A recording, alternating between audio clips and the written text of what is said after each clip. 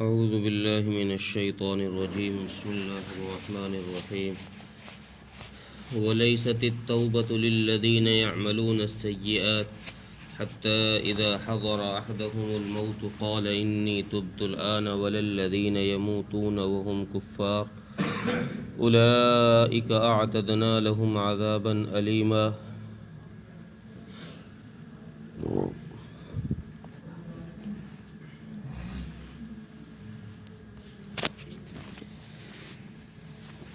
پہلی آیت میں ان لوگوں کا ذکر تھا جن کی توبہ قبول کی جاتی ہے، اور وہ لوگ بتائے تھے جو گناہ کر کے فوراً توبہ کر لیتے ہیں، جن سے کوئی غلطی ہوئی فوراً اس غلطی کے لیے اللہ کے سامنے ہاتھ پھیلا دیتے ہیں کہ اللہ معاف کر دے، غلطی ہو گئی. تو اللہ فرماتے ہیں کہ ہم ایسے لوگوں کی توبہ قبول کر لیتے ہیں اور انہیں معاف فرما دیتے ہیں. اس آیت میں ان لوگوں کا ذکر ہے جن کی توبہ قبول نہیں کی جاتی.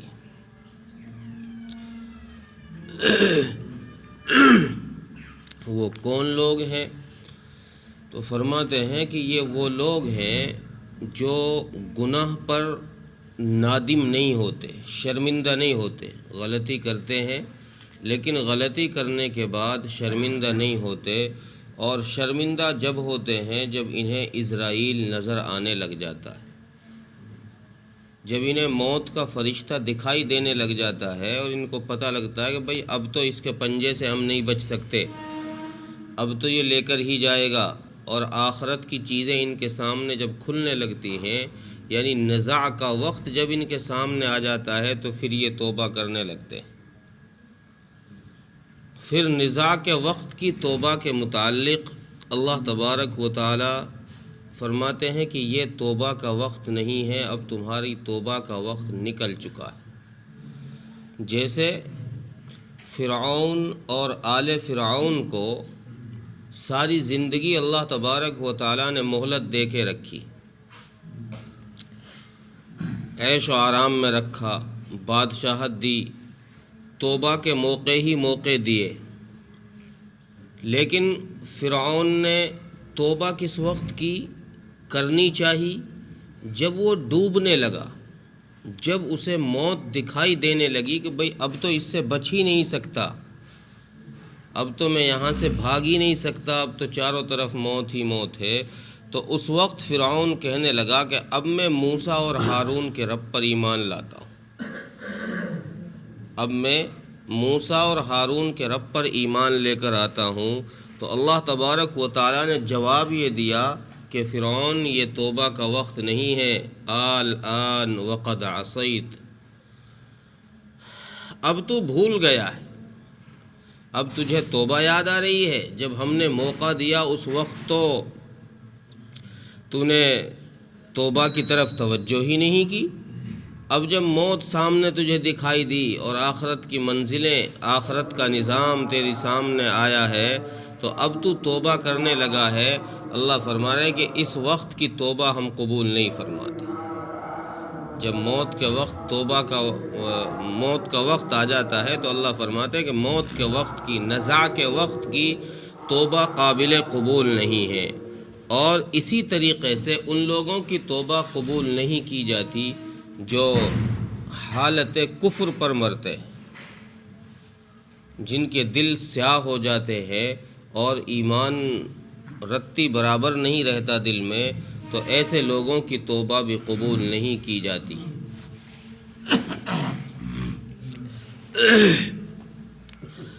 اب یہاں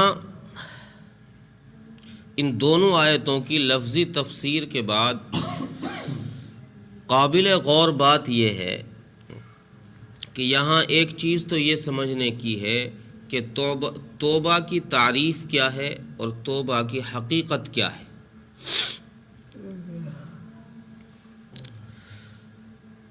امام غزالی رحمۃ اللہ علیہ نے احیاء العلوم کے اندر لکھا ہے کہ گناہ پر اقدام کی 3 قسمیں ہیں.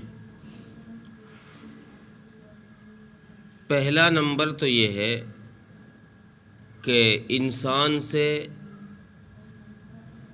گناہ سرزد ہی نہ ہو، یعنی وہ گناہ کی طرف سوچے ہی نہ، اس کے دماغ میں، اس کے دل پہ غلط خیال، نافرمانی کا خیال اور تصور آئے ہی نہیں۔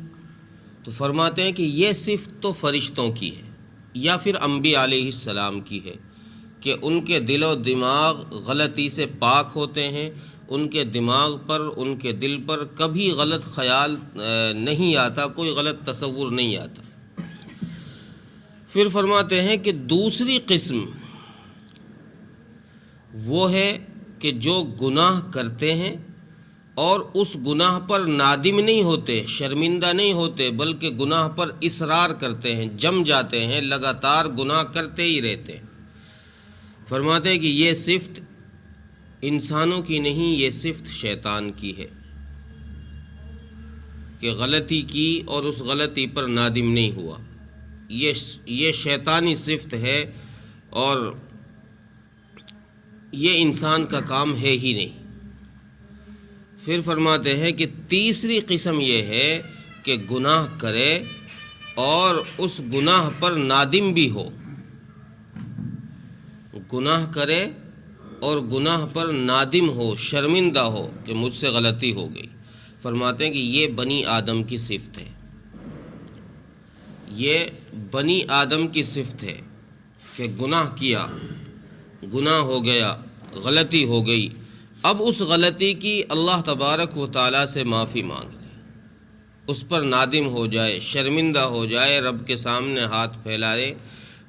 کل پچھلی آیت کی تفسیر میں بھی یہ بات آئی تھی کہ اللہ تبارک و تعالیٰ صبح سے شام تک ہاتھوں کو پھیلائے رکھتا ہے کہ میرا رات کا گنہگار بندہ ہو سکتا ہے دن میں توبہ کر لے۔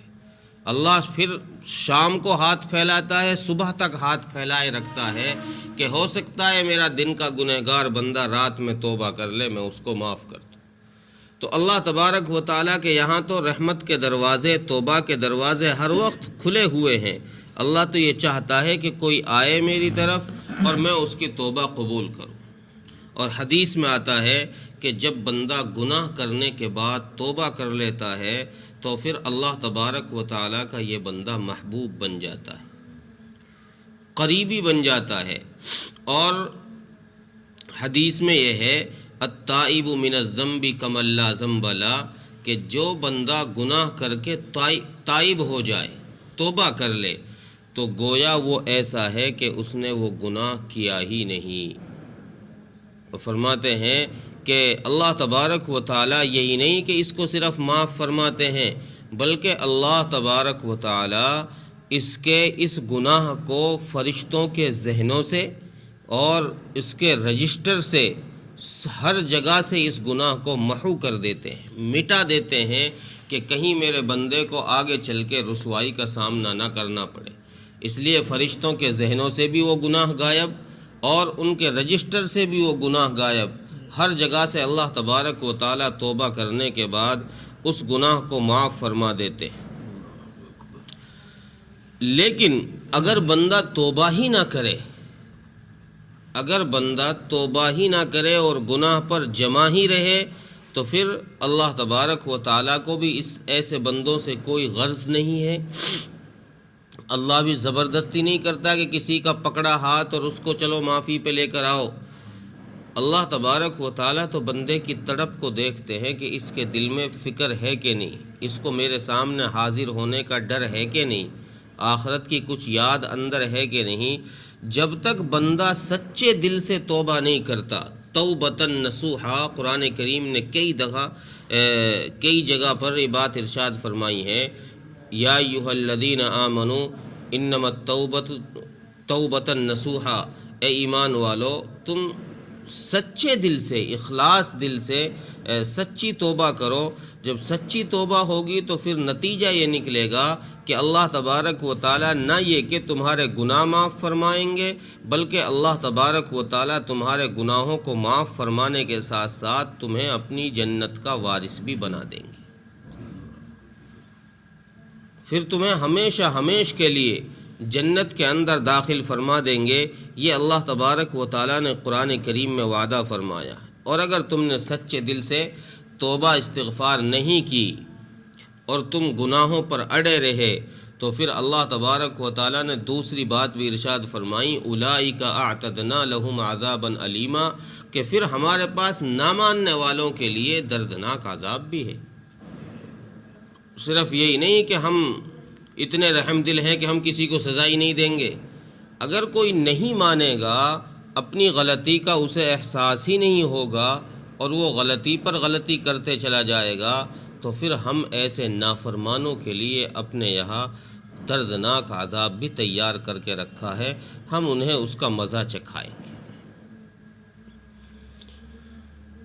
خلاصہ کلام یہ نکلا کہ اللہ تبارک و تعالیٰ کے اگر کسی بندے سے کوئی خطا ہو جائے، کوئی نافرمانی ہو جائے، اور ظاہر سی بات ہے انسان بنا ہی غلطیوں سے ہے، الانسان، حدیث میں الانسان مرکب من الخطأ والنسیان، کہ انسان کا مرکب، انسان کا جو مجموعہ ہے وہ غلطیوں سے ہی بنایا گیا ہے، خطاؤں سے بنایا گیا ہے، اس لیے غلطیاں اس کے مادے میں رکھی گئی ہیں، اس کی بنیاد میں غلطیاں رکھی گئی ہیں۔ جب بنیاد میں غلطیاں ہیں تو پھر ظاہر بات ہے غلطیوں کا ہونا آسان ہے، کوئی ناممکن نہیں ہے، اور لیکن ان غلطیوں پر توبہ کرنا یہ انسانی کام ہے۔ غلطی ہو جائے، اس غلطی پر سچے دل سے توبہ کر لینا یہ انسانی کام ہے، اور اللہ تبارک و تعالیٰ کو توبہ کرنے والا پسند ہے۔ اس لیے اللہ تبارک و تعالیٰ فرماتے ہیں کہ جو بندہ مجھ سے توبہ کرتا ہے میں فوراً، ایک دفعہ وہ بندہ اپنی زبان سے بھی نہیں، صرف دل میں یہ سوچ لے کہ اللہ مجھے معاف کر دے، میں اس غلطی کو دوبارہ نہیں کروں گا، تو اللہ فرما رہے ہیں کہ میں اسے فوراً معاف فرما دیتا ہوں، صرف اتنے سوچنے پر ہی۔ لیکن اگر توبہ نہیں کرتا تو پھر میرے یہاں ان کے لیے دردناک عذاب بھی ہے۔